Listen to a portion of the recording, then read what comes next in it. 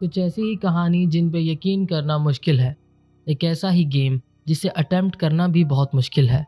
Bloody Mary the witch of England. कहते हैं कि रात को 12 बजे के बाद ब्लडी मैरी की स्पिरिट को बुलाया जाता है। ये बात सच है या फिर झूठ, कोई नहीं जानता। कहते हैं मिरर के सामने कैंडल लाइट्स में 3 बार ब्लडी मैरी बोलना है। ये करने से उसकी स्पिरिट सामने आ जाएगी। और बहुत से लोग ने इस चीज़ों को एक्सपीरियंस भी किया है और उन लोगों का दावा है कि ब्लडी मैरी की स्पिरिट सच में होती है और कुछ लोग इसे एक अफवाह मानते हैं। इस गेम के रिचुअल के बारे में सब लोग जानते हैं पर इसकी असल कहानी कोई नहीं जानता। तो आइए विस्तार से इसकी कहानी को जानते हैं।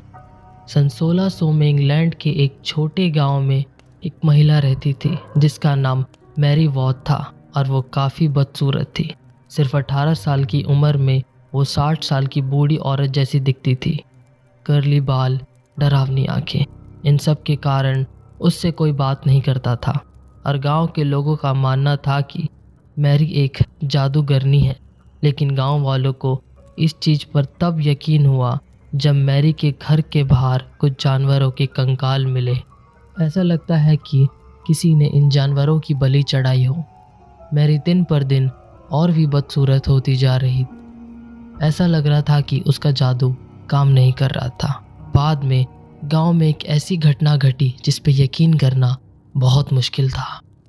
गांव में 15 से 16 साल की लड़कियां गायब होने लगी और इनका गायब होना काफ़ी रहस्यमय था। और उसी के साथ मैरी काफ़ी खूबसूरत भी हो गई थी।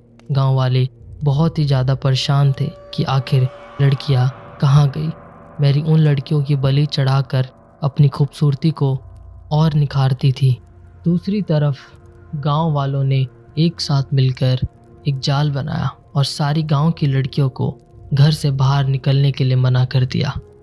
वहीं दूसरी जगह मैरी का निखार ढलने लगा क्योंकि उसने बलि चढ़ाना बंद कर दिया। गांव वालों को जिससे पूरा यकीन हो गया कि ये मैरी ने ही किया है।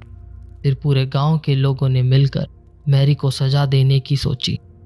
उस गांव के बीच में एक बड़े से लकड़ से बांध कर जला दिया। लेकिन मरने से पहले मैरी ने एक श्राप दिया कि जो भी मिरर के सामने 3 बार ब्लडी मैरी बोलेगा वो बदसूरत हो जाएगा। और उसके मरने के बाद उसी गांव में मैरी की स्पिरिट को देखा गया। धीरे धीरे ये एक रिचुअल गेम में बदल गया और आज भी कुछ लोग ऐसे ही रिचुअल को करते हैं।